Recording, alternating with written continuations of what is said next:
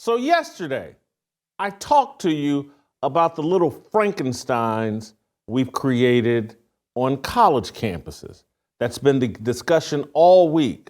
Look at these nutty kids. How did we get here? I've been trying to explain to you exactly how we got here. We created that. We indoctrinated them. We sent them to college campuses and created these little monsters. Today, I'm going to show you how we've done the exact same thing in the sports world. We've created Frankensteins of our professional and college athletes. We've pampered and coddled them and given them bad information for so long that they're now turning on us. Did you see Patrick Beverley, member of the Milwaukee Bucks? They got eliminated last night by my Indiana Pacers. Patrick Beverley got into a spat and threw a basketball twice at Pacer fans who were seated directly behind the bench.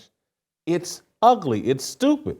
After the game, he shuts down a female reporter and everybody goes crazy and thinks the reporter, oh my God, it's terrible what happened to the reporter.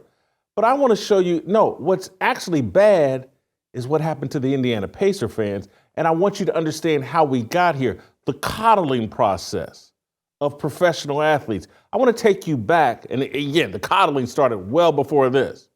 But I was telling you this in 2021 when I saw Doris Burke get upset and chastise a fan because Rajon Rondo acted disrespectfully towards a fan seated courtside, and Doris Burke, someone I like, but she melted down because, oh my God, Rajon Rondo, a fan did something inappropriate. Play the clip. Happened with Rondo and the fan. Oh. What is that guy? Are you kidding me?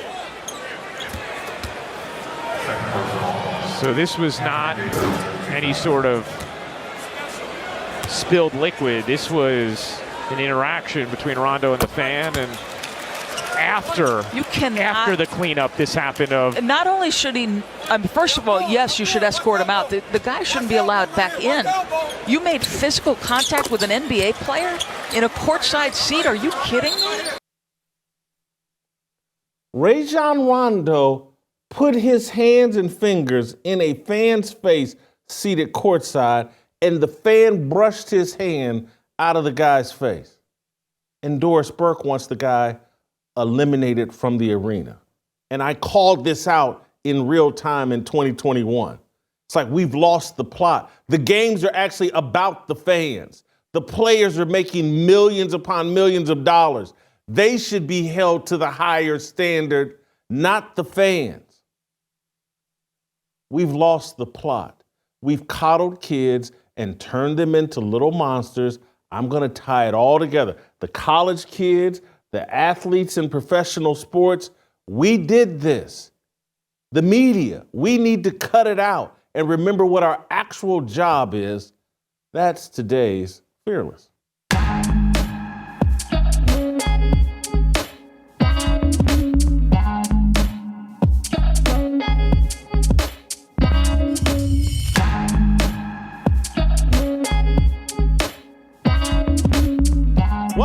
Welcome to Fearless with Jason Whitlock. I'm Jason Whitlock, your host. Happy Friday. Thanks for joining me. We have an awesome show planned for you today.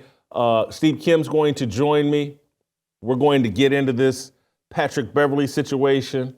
And trust me, it's tied to a bigger picture about what's going on with our young people and how we got here. And this is across the board. It's not just in the sports world. This is across the board. If you want to understand why these college kids across America are doing the stupid things that they're doing, you can see it all right through the lens of sports. Our athletes have been doing this for years, and we've been allowing them to do this for years. Best thing you guys can do is make sure you're also checking out our extra Fearless content on Blaze TV. Go to blazetv.com/fearless. Use the promo code Fearless, and you can save $20 on your yearly subscription. The other thing you can do, thank our great friends at Good Ranchers. That's why I'm able to talk this way. This episode is brought to you by our friends at Good Ranchers. Good Ranchers is locking in your price until 2026 when you subscribe to any of their boxes of 100% American meat and seafood. Use my promo code FEARLESS at goodranchers.com and save 10%. Steve Kim's going to join me in this conversation, a few other topics we want to get into about the sports world. But I want to start right here with Patrick Beverley. I think we should have video of Patrick Beverley throwing a basketball twice. The first time he hits a woman that's seated, I believe, in the second or third row. And then the second time he throws the ball hard at a man. And this is Milwaukee's losing. They're getting eliminated from the playoffs. Patrick Beverley, 35 years old. He's been in the league a long time. He's a tough guy. He's a guy that I actually halfway liked. But he's just another Frankenstein. He's just another little monster that the American media and all of us have created. We have created these monsters, these young people with no respect, no boundaries for anything. They can do no wrong. They can disrespect anybody. They're entitled. Let's watch this. This is towards the end of the Bucks loss to the Indiana Pacers. Let's watch Patrick Beverley in this interaction with Pacers fans. Tonight, it appears, we don't know the circumstances, but it certainly appears he crossed the line. Oh, he hit that lady in the head? Throws a ball in the stands. He hit that ball lady back, and he fires it back. Oh, he gone. He gonna get suspended. Yeah, Man, he hit that lady in the head. That'll be next. Obviously, he was trying to hit that guy. It don't matter who he was trying to hit. Yeah. You can't hit no lady ever. Yeah. And then you can't throw a ball at a fan. I understand that, but listen, I've done stupid stuff, and and I got criticized. That's just wrong. He gonna get suspended for that, and that's gonna be a good one too, because he didn't do it once, he did it twice. Yeah, no doubt. Don't expect that from a 35-year-old, 12-year veteran. I don't expect that from an 18-year-old. That's just stupid. So I give Charles credit for copying to his own indiscretions, because Charles Barkley, and again, I mostly like Charles. I don't like how he's pivoted a little bit and gone a little woke and backpedaled, but I like Charles Barkley. Charles Barkley spit on a fan. He was trying to spit on a man. I think he spit on a little girl. And it doesn't matter whether he was throwing that basketball at a man or a woman. Confronting fans in any capacity and not, oh my God, they were taunting us all game and it was breaking my concentration, or I don't have to put up with that harassment. Everybody's in this mentality that fans can't be fanatical anymore. Fans can't taunt the athletes because they're so fragile and they shouldn't have to put up with that. We see it across the board. Russell Westbrook, oh, I can't be called Westbrook. You're not going to disrespect my name like that. This thing has been building.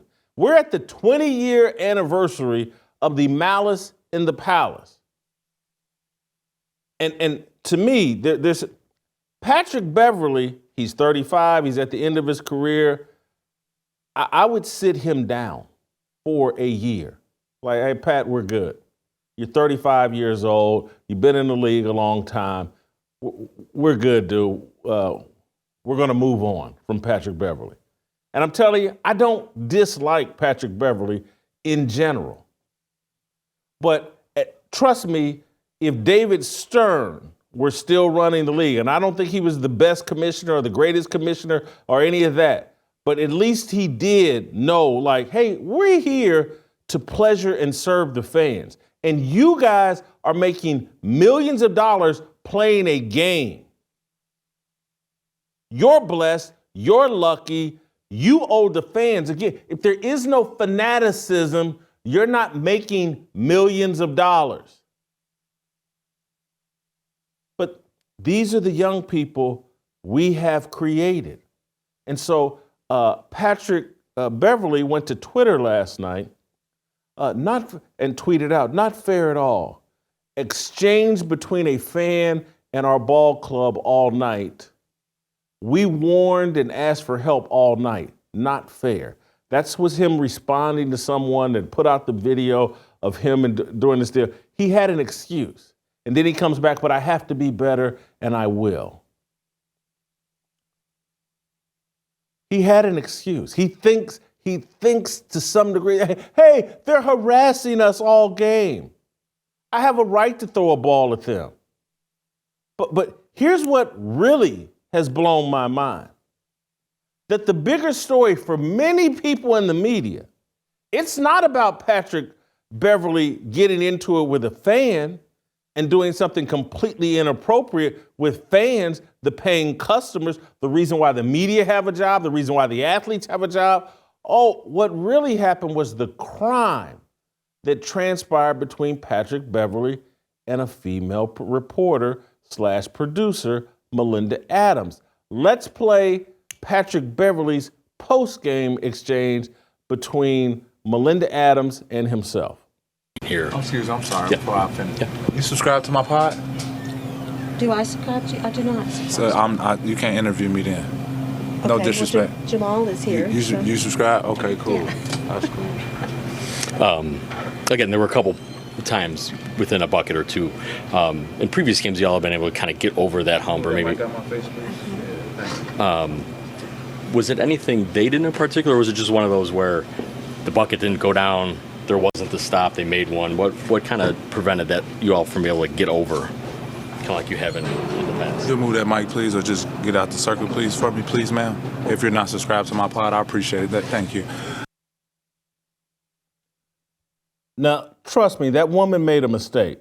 Should have never left. But I get why. She folded. Some dude is being intimidating, threatening her. She folded, didn't want to be a distraction, let everybody else get their questions in to Patrick Beverley. I get it. She shouldn't have left. She's in the wrong. She should have stood her ground. But and I'm not criticizing her, but by leaning into a little victimhood and leaving here, the troops have all rallied around her.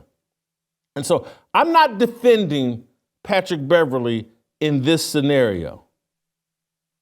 But this is nothing. This is nothing. An athlete, a source, a coach, an executive getting upset with a reporter and saying, hey, I'm not talking to you, and get your microphone out of my face. This is nothing. And trust me, I know that, at one time I used to be big and really strong, particularly for a reporter and all this, but I've had athletes swing on me. I've had athletes threaten to kill me. I've had athletes, big name athletes, and I've talked about it here on the show, but it doesn't matter whether it's Lawrence Taylor, Marcus Allen, Andre Rison, Tracy Simeon. It doesn't matter who it was. That's the price of doing business as a journalist. This is nothing, what happened to this woman. Nothing. And trust me, reporters are a lot smaller and a lot less able back then to protect themselves, have put up with far more than that. Athletes have fought with reporters.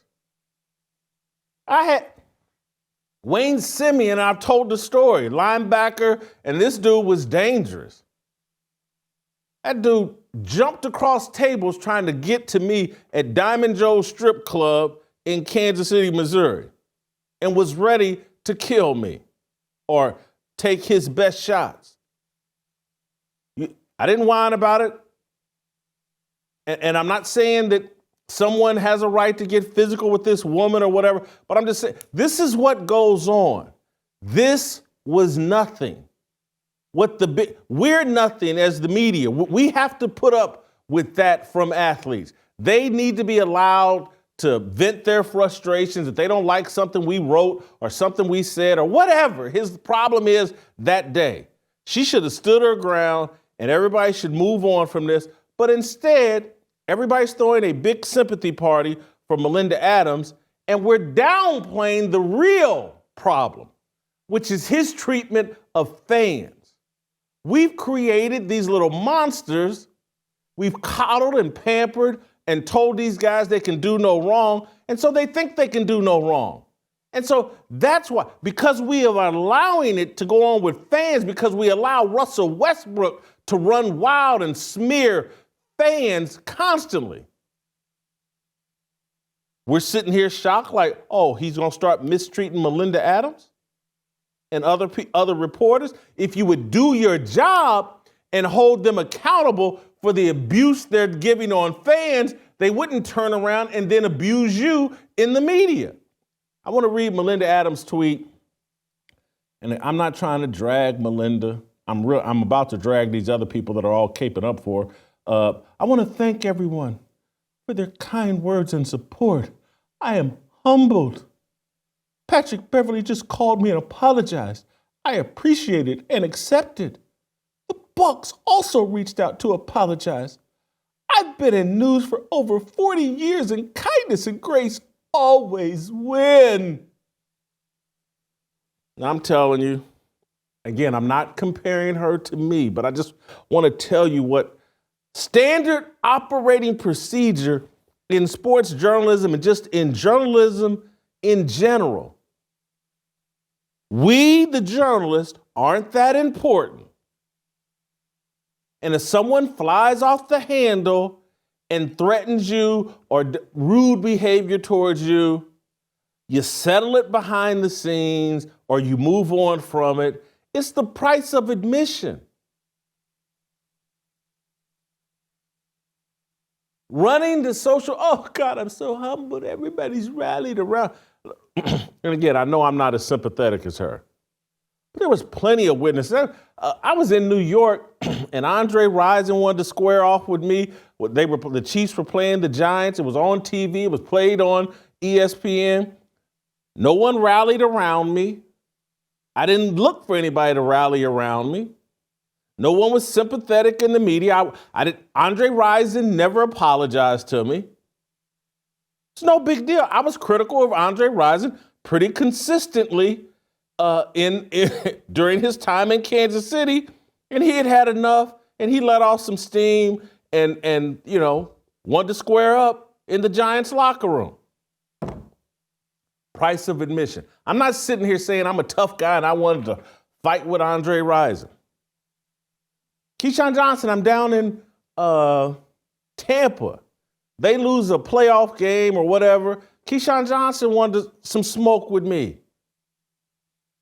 Particularly at that time, Keyshawn Johnson's 6'3", 240, muscled up. He's one of the biggest, thickest wide receivers in the world.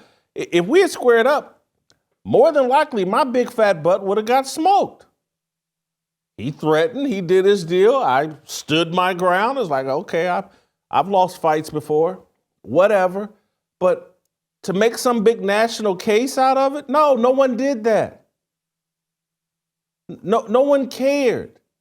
It's the price of admission. He just lost a tough game. He didn't like my line of questioning. Literally, the first NFL game I ever covered as a journalist, I was working at the Bloomington Herald-Times. Jeff George was their rookie quarterback or second-year quarterback at that time. I think a rookie year. And they played the New York Giants. I believe this is in 1990. And Lawrence Taylor, they played the Giants, and it was Lawrence Taylor. And Lawrence Taylor hit Jeff and knocked him out of the game. And I was over asking Lawrence Taylor questions about it. And literally almost the exact same thing. And the Giants won. I don't even know why Lawrence Taylor was upset. But literally the exact same thing that happened to that woman happened to me. This is my first year out of college. First NFL game I ever covered. And Lawrence Taylor told me, hey, back that ass up, man. Get out of my face. It was nothing. But now everybody's running around. I want to read some of these tweets. Everybody's running around. Oh, God, Melinda Adams and Patrick Beverley. And we got, oh, God, he's got to apologize. Jim Trotter, who, I like or used to be friendly with or whatever. I'm sure he doesn't like me anymore, but he works for The Athletic. He's a tiny bit woke. But this type of unprofessionalism should not be tolerated by the Bucks, the NBA, or any sports league. Patrick Beverley should be ashamed of himself.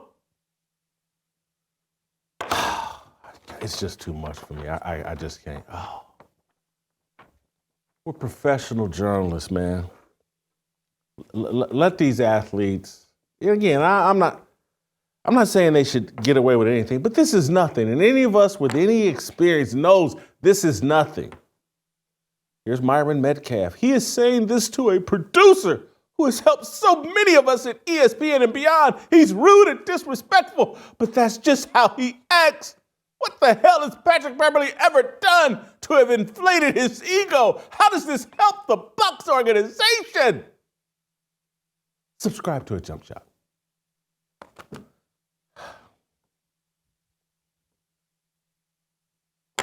Nothing happened to this woman. This is standard operating procedure. And again, I know y'all want to turn everything into a safe space. Channing Frye. For everyone seeing this, it's not cool or respectful at all. There needs to be a huge apology to the damn fan that got knocked upside the head.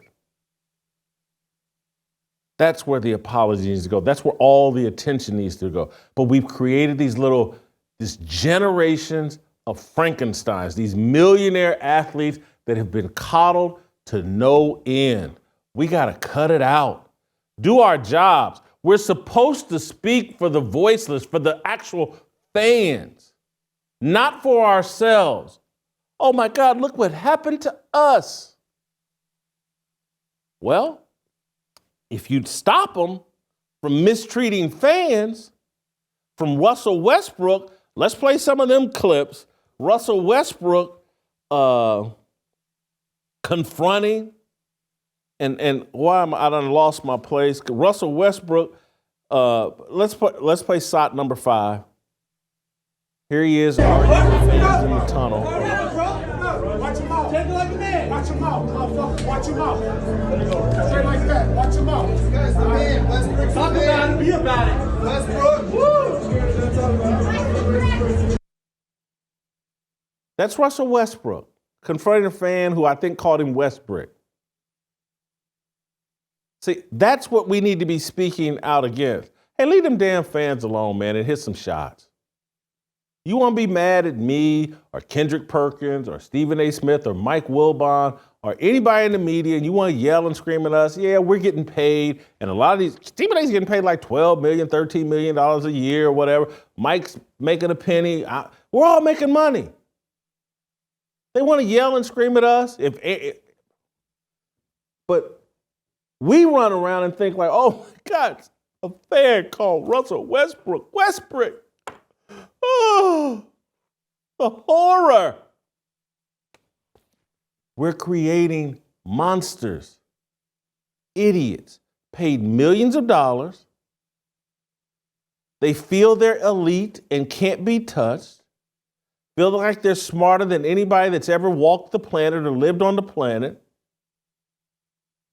And we wonder why we have the chaos and the dysfunction and the stupidity running wild. We wonder why we look at these college kids on campuses that are overtaking buildings. Oh, poor pro-Palestine, the oppressors. We created this.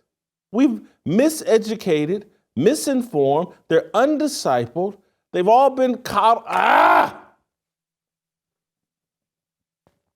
Look at, and this wasn't a huge deal to me, but when he's the face of your league, when he's the biggest star in your league, when he sees himself, anoints himself King James, the chosen one,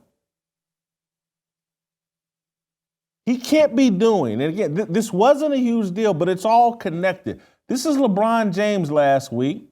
Some female fan sitting courtside gives him the old crybaby thing.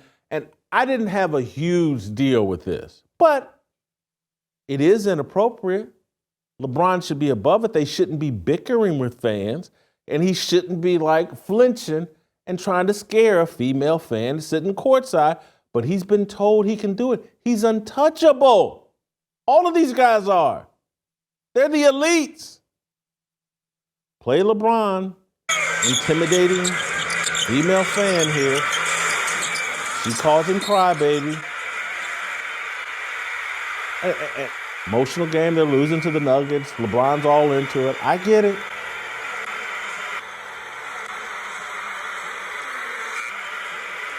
That little flinch there, not saying it's a big deal, but he's the face of the league. He needs to be above fan hecklers. Maybe there's video. Maybe there's video from years ago of Michael Jordan, Magic Johnson, Larry Bird getting into it with fans and doing that flinching, trying to scare fans. I think it's a new phenomenon. And again, when I say new phenomenon, what I'm basically saying, the last 25, 30 years, we've been so catering to young people. This is how the malice in the palace happened 20 years ago. Because the media and athletes have demonized the actual fans. They've demonized the actual people that pay their bills, that create the fanaticism that allow them to make all that money. I'm going to give you an analogy you will not like. I don't care. But it's the same way. Hey, let's demonize the MAGA crowd. Them working class rednecks that like Donald Trump. Them people that want their factory jobs back. Let's demonize them. Not the super powerful. Oh my God, can you believe people went to the White House on January 6th and tried to intimidate the politicians who make these policies and cut these deals that exploit the American people? You've been so brainwashed, you think that them white folks, working class white folks, that went to Washington, D.C.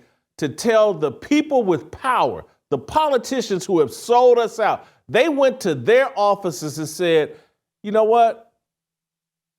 I want to have a word with you. I want you to fear me. You think that's your enemy. Them people that are making those laws, they're your actual enemies. Them people that are taking those checks from big tech, from foreign governments, from AIPAC, that's your actual enemies. Not them little crazy people that say, hey, I'm going to go up to the White House, I'm going to put a moose head on, and I'm going to go to Nancy Pelosi's office and put my feet on her desk. They done thrown those people in prison, in jail.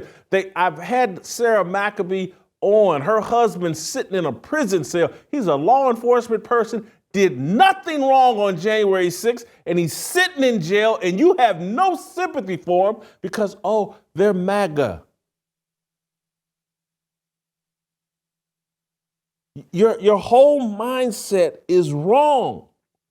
Patrick Beverley and the millionaire athletes and the millionaire broadcasters that defend them, they're not on your side. They would just as soon spit on you, throw a basketball at you, than to do anything actually for you. Unless, now, you go out and disrespect the police and resist arrest as a career criminal, yes, they will come to your dead body's defense. So if you'd like to offer yourself up as a dead body, then yes, Patrick Beverley, NBA players, these elites, and the corporate media, they will defend you as long as you're outstretched cold on a stretcher, having defied the police, preferably a white police officer. Then yes, they will do something for you. But let's say you're a person that just wants to go to work, take care of your wife and kids, or your husband and kids, or whatever, your grandmama and kids, your mama and kids, and you just want to go to work and you don't plan on being dead and you don't plan on being shot by a cop. These people will do nothing for you. They don't want to be around you. They move to neighborhoods as far away from you as possible. And then they go to social media and pretend and lie to you. Hey, man, as long as they rain money on me, it's going to rain on you too.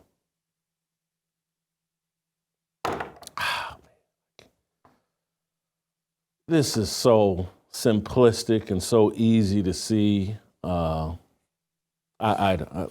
Steve Kim, I'm sorry for making you wait this long. We're going to bring Steve Kim into the conversation. Have I done what I wanted to do? Have I? Yes, I have. So we'll bring Steve Kim. Before I do that, I want to cheer myself up a bit here and thank our very, very, very good friends at Preborn. We love Preborn. As Mother's Day approaches, I want to highlight for you an organization that cares so deeply for mothers, and that's Preborn. Preborn's network of clinics exists exclusively to offer love, life, and support to pregnant women who are feeling scared and alone and who are being pressured to make the ultimate choice, one that will not only sacrifice the life of their baby, but will also take a piece of their heart. When a distressed mother comes to Preborn, she's welcomed with open arms and is offered a free ultrasound to see and hear the precious life inside of her. And the majority of the time, once that happens, she will choose life for her baby. This Mother's Day, you can help bring life to both a mother in need and an at-risk baby. One ultrasound is only $28. 5 ultrasounds are $140. Every penny goes towards loving mothers and babies as well. And when you become a monthly sponsor, you will receive pictures and stories of lives you helped to save. To get involved, simply dial #250 and say the keyword baby. That's #250, keyword baby, or visit preborn.com/fearless. That's preborn.com/fearless. Steve Kim, just around the corner, next.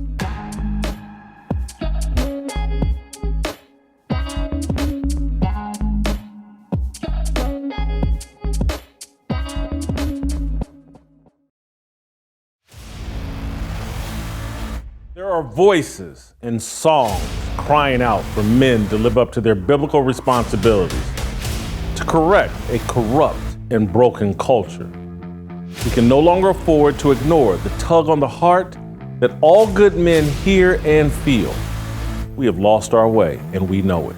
You can see it in the eyes and actions of scared, frustrated, and confused children. Free speech, it's under attack. The meritocracy, it's been scrapped in the name of diversity, equity, and inclusion. Identity politics separates us by color. As we step further and further away from our identity in Christ, Satan steals the innocence of children. Join me. We need courage, not perfection. John Rich. You're the benefactor of the fact that the founding fathers recognized that's where your inalienable rights come from. Glenn Beck. You are the leaders of freedom and liberty in the world. Mark Robinson. Ain't but two genders. Pastor E.W. Jackson. But I owe my identity not to my race. I owe my identity to the Lord Jesus Christ. And members of the Fearless Army in Nashville on Saturday, June 1st for Roll Call 2.0. Visit fearlessarmyrollcall.com to reserve your spot at the Men's Summit that will restore your faith and your resolve to fight. Since 2007, Folds of Honor has provided life-changing scholarships to the spouses and children of America's fallen or disabled in combat. And in 2023, this was extended to include the families of fallen first responders. They've awarded 51,000 scholarships and more than $200 million so far. And the need is still great, but together, we can make sure no qualified applicant is turned away. Flying Ace has aligned with Folds of Honor to ensure the children of our American heroes receive the education they deserve. As proud supporters of Folds of Honor, Flying Ace has had the privilege of providing hope for the families of those who protect our freedom. To that end, Flying Ace is proudly sponsoring 4 scholarships awarded quarterly this year.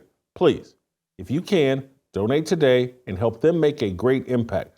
Go to flyingacespirits.com or scan the QR code on the screen. The link is also in the show's notes. When you purchase a bottle of Flying Ace, you will also be donating to Folds of Honor. Make sure you use the promo code Whitlock and get free shipping on every order. That's flyingacespirits.com, promo code Whitlock. Yeah, 모두 다 빨리 박수 쳐 기다리지 말고 서둘러 Reason that I'm back is to feed you raps I see that you are 배불러 So fly All right, welcome back. Steve, thanks for the patience. I apologize. I know you have learned to expect it, but I got off on one here on Patrick Beverley and these little bitty Frankenstein monsters we've created in the sports world. Steve, my takeaway, everybody's making a big deal. Patrick Beverley, oh, look at how he treated this reporter. I don't think what happened to the reporter is a big deal. I think what he did on the court, throwing the basketball to fans twice, I think that's the big deal. And some people in the media are missing the point. Your thoughts? Well, I'm with you.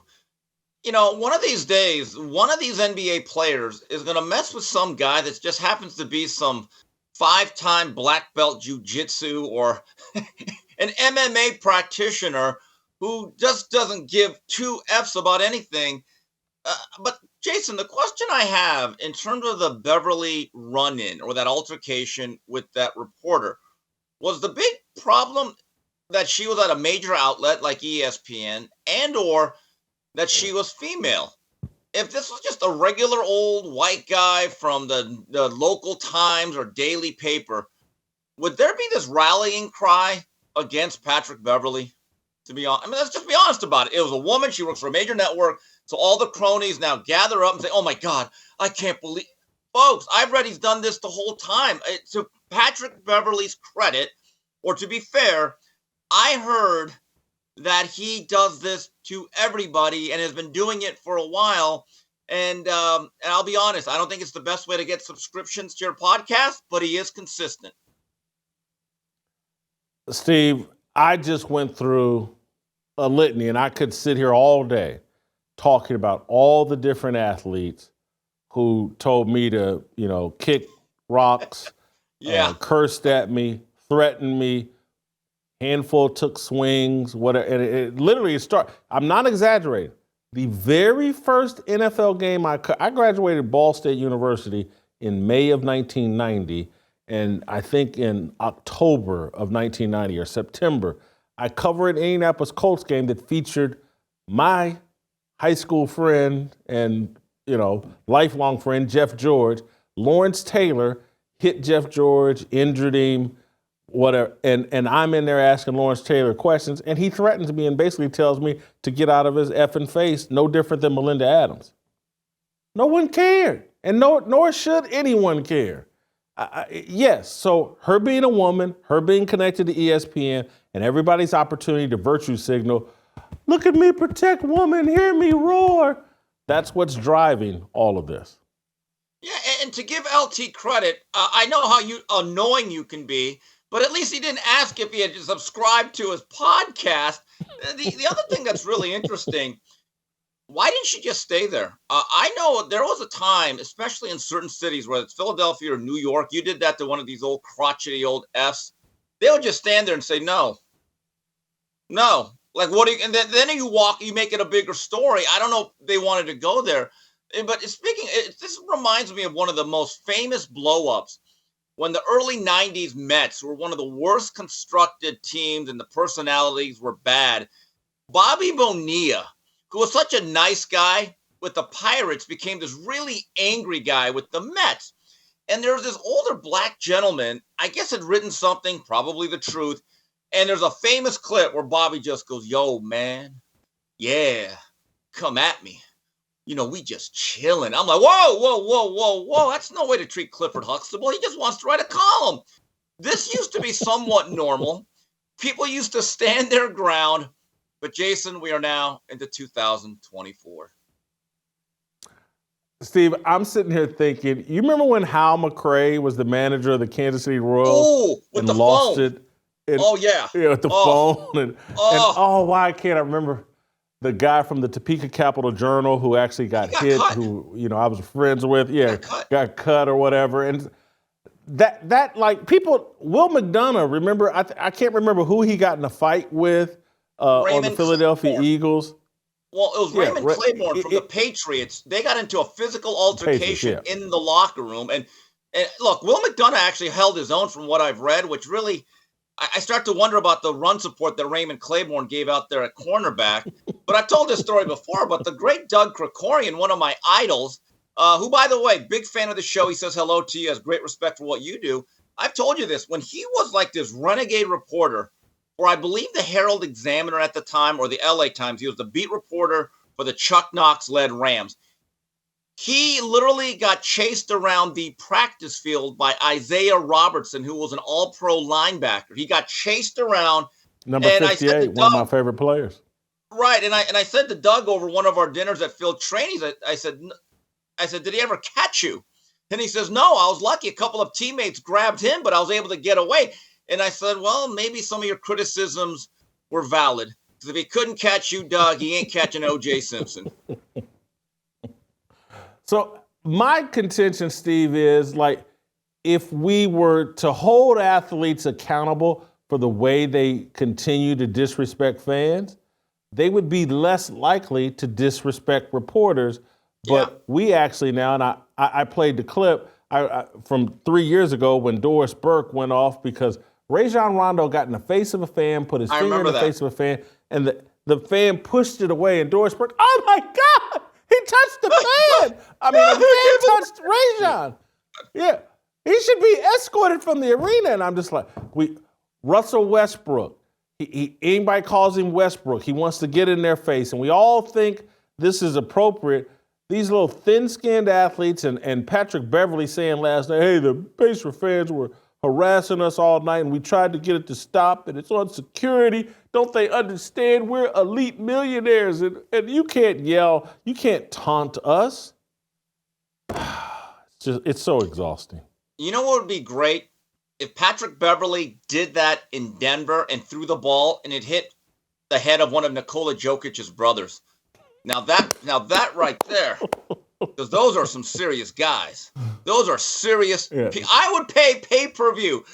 Whatever I'm paying this week for Canelo Munguia, I'd be like, no. I want to see one of Jokic's brother against Beverley. Now that is pay-per-view worthy. It's so funny you bring that up because the Jokic brother, they're not afraid or intimidated. All these studio gangsters running around in the NBA and in the NBA arena, like, y'all know where I'm from? Yeah. You think? Anyway, let's move on. I want to move into your area of expertise. Your man, Ryan Garcia. Wow. He got caught riding dirty, they're saying, with some PEDs. He's denying it. Let's play. And he's attacking our guy, Victor Conte. Let's play Ryan Garcia attacking Victor Conte over. Ryan just had the big upset win over Devin Haney. Let's play Ryan talking about Victor Conte and denying he used PEDs.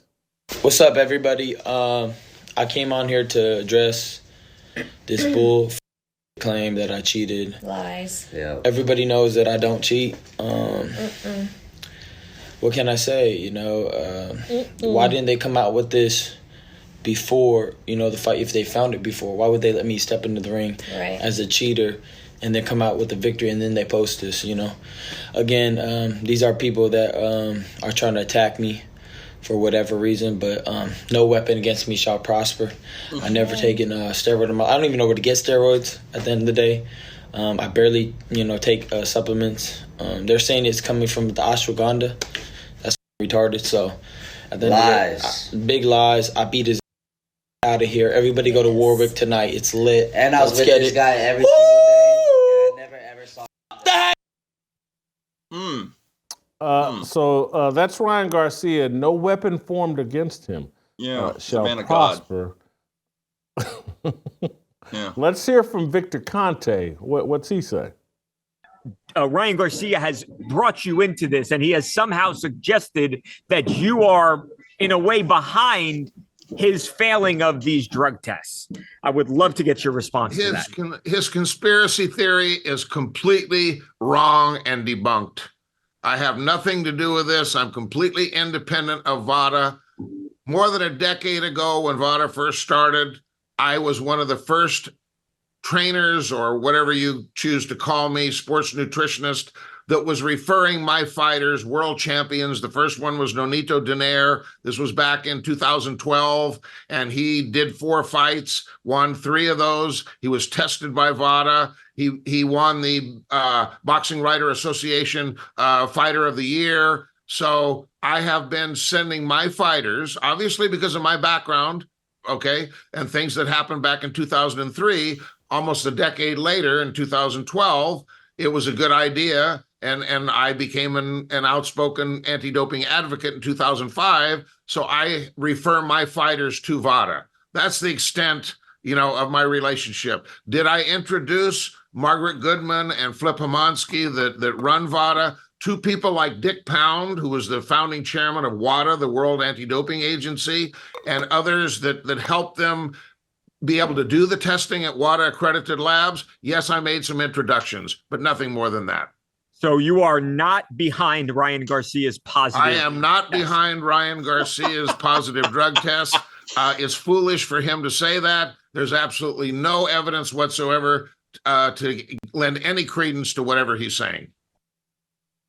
Steve Kim, your thoughts on all of this?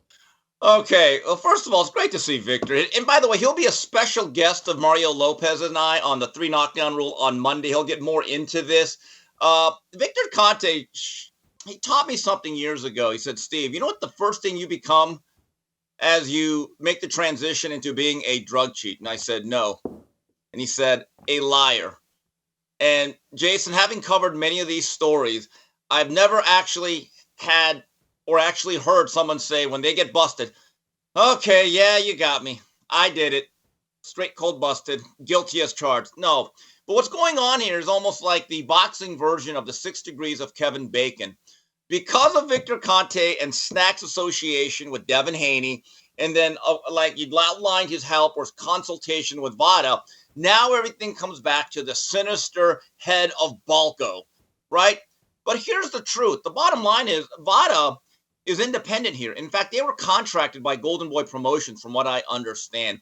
And what is not being talked about enough, Jason, is the fact it's not just Osterine that is being that was detected in the body or the system of Ryan Garcia. There's another one, nandrolone, or 19-nandrolone.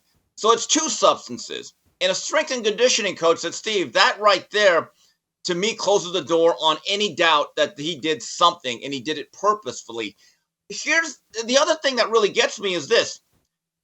Team Garcia keeps saying, well, how in the world could you test me the day before the fight, knowing that I tested positive, and then the night of, and now you come up with the news. This is why. These drug tests, which test for hundreds of various substances that are banned, they're on a list. It's not like a pregnancy test, Jason. It's not like you give over some sample of your blood or urine or your spit, and you have a little thing, and it's like, oh, it's a plus sign. Honey, we're pregnant. It doesn't work that way. Okay, so that right there needs to be debunked. The other thing is now he's saying that because I showed up and I shadow boxed for Trump, that the elites are out to get me. Ryan, it's boxing. Not enough people care. And by the way, there have been other athletes in the MMA world that have had very good relationships with Donald Trump. They have all passed their drug test. And then what I find most distasteful, and I know this hits home with you, now he's a man of God because no weapon shall prosper. Give me a break. Give me a break. Look, the genius of Ryan Garcia is fooling a bunch of dumb people in a very stupid country right now into following him, and they have this blind faith and loyalty towards him. That's the genius of Ryan Garcia. That's fascinating and interesting. So in the boxing world, start with Steve Kim, speculate about the rest of the boxing world. Does this delegitimize his win over Haney? There's no doubt. First of all, he says, I follow the rules. Jason, he didn't follow the rules when he purposely blew off the last 3 pounds. That alone. So, I mean, think about this. Not only did he purposely blow off the 3 pounds to gain a physical advantage, then he took PEDs. Think about that. I've seen cases like this where it's one or the other. Never when you stack them both. The word that comes to mind, I say what you want, is premeditated. So look, you use these substances for a reason. They work. If there was something I could take right now to turn all my hair the same color instead of this awkward face, I'd take it right now. And you know what? I wouldn't deny it. There's a difference, okay? The other thing is, yeah, there's an asterisk by that win, and the test is the test. Now, the sample B will now be tested. People have to realize the sample A and the sample B comes from the same lot, okay? I think that there's a little bit of a misunderstanding. So with that being said, I don't believe this will hurt Ryan Garcia. This is what I think is going to happen. The result of the fight will most likely be changed to a no contest, which means technically Devin Haney is still the champion, which he was because the other guy didn't make weight, and he'll be undefeated still, even though we saw what we saw. The precedent has been in situations like this, these fighters generally get about 6 months to a year, although I have seen longer suspensions. Jason, in an era where fighters only fight twice a year or once every 6 to 8 months, this is like in baseball. A starting pitcher beans a guy on purpose, throws a couple of knockdown pitches, gets suspended for 5 games. It's basically a starting pitcher getting suspended for a start. It really, and here's the other thing. Because of his popularity and the fact that he has a lot of blind followers, Ryan Garcia's economics, I don't believe, will be impacted by this. Is there interest in a rematch, though, now? Will that make money? Will that make money? It would, because of the storylines involved and everything surrounding it. But I did see an interview that Devin Haney was on ESPN, I believe, late last night or early this morning. He has said, and again, he could change his mind. Money talks. Everyone has their price. That I'm inclined not to go for the rematch because he's a cheat. Now, here's the unfortunate part. No matter what you think of Devin Haney, yes, they sold out. They should have made a harder stand. They did not ask for a morning of weigh-in or rehydration cap, something that some of his team members wanted, but they were so confident, specifically the father, Bill Haney, who's the manager trainer, they did this to themselves. They kind of sold out here. But here's the reality that's very unfortunate. In boxing, Jason, every training camp, every sparring session, and every fight takes something out of you. There's a thing called erosion. And the punishment that he took on that night a couple of weeks ago, whether it was tainted or not, or no matter what the circumstances were behind it, he has to live with it. That fight may leave him a different being than when he came into that ring at the Barclays Center. Steve, I want to move on. Stephen A. Smith is into a little spat with Jonathan Papelbon. He's in the baseball world. Stephen A. taking smoke. Stephen A. did a segment dissing Mike Trout and saying, he's too injured, and how could he get injured in, a sport like baseball where there's not, much contact or whatever. And then Jonathan Papelbon kind of opened up a can on Stephen A. Smith, and I want your reaction. Let's play Papelbon. When I was in Philly, okay, and Kratz, I think this was probably after you got there. When I was in the Philadelphia clubhouse, we had a traveling secretary, Frank the Tank. You remember Frank, right? Oh, yeah. Well, I got this conversation with him about Stephen A. Smith one day. And I said, well, how come he never comes in the clubhouse anymore? And he says to me, oh, no, we had to kick him out of the clubhouse. I said, oh, really? I said, y'all kicked him out of the clubhouse. I said, well, why did y'all kick him out of the clubhouse? And he proceeds to tell me that he was doing all kind of shady shit, like going through the manager's office, and when he wasn't in there, going through the training room, pulling out reports in all kind of places he shouldn't have been. So for me, I've always looked at this guy like a complete joke, and really it's just real shady guy. Like, when you get kicked out of a major league clubhouse, that means that you should never be able to be a journalist ever again. Well, I don't really call him a journalist. I call him more of an analyst, because if you're an analyst, you know what you study, right? Did he say analyst or analyst? No, he said analyst. Yeah, that's what I figured. Okay, I'll just thinking of the sound here. Okay. He said Okay. analyst. Analyst. Fair criticism, or did Papelbon go too far? Boy, first of all, Stephen A. Sleuth or Sleuth A. Smith. So this guy's literally going through file cabinets and going through that takes some guts. That takes a lot of guts. If it's true, again, this is alleged, I guess, but there is a reason why he got kicked off. I think it's fair. Yeah, if you breach the privacy and you go into areas where you're not authorized and you go through people's privates, whether it's files, computers, any papers, that's dirty pool. You're going way beyond what is fair. But I will say this. If that meant Stephen A. Smith got to watch less baseball, maybe he came out ahead. Lucky him. Yeah, I said it. Probably I played baseball. Yeah, I Papelbon's passing on secondhand information. Not that, I do think he's right in that, Stephen A. Smith shouldn't be taken seriously. But anytime you start passing along gossip and things you heard, it's kind of high risk and undermines the credibility of the accusations. I can't see Stephen A. Smith hunting through private documents inside of a baseball locker room, but who knows? Maybe, I don't know. Stephen A. doesn't have much ethics. He's willing to write books and a fictional narrative about himself, so I guess, he's potentially capable of it, but I'm not going to go too far with this. I do love Stephen Analyst Smith. I do love that, Stephen Analyst. Well, don't know if it's better than Stephen A. Myth, but I like it. I will criticize the sleuth for this. I get it. Baseball is not football. It's not even basketball. Certainly not hockey. But as someone that did actually play baseball all the way up to high school, it's a grind. You're playing 162 games in less than 180 days, and you're doing that with travel. I remember in high school, Montebello, I think it was my junior year, we played in a tournament during spring break, and we had to play like 4 games in a row. Jason, I'm a kid that loved baseball at the time, and you're thinking you get to play the game of your life, all this stuff.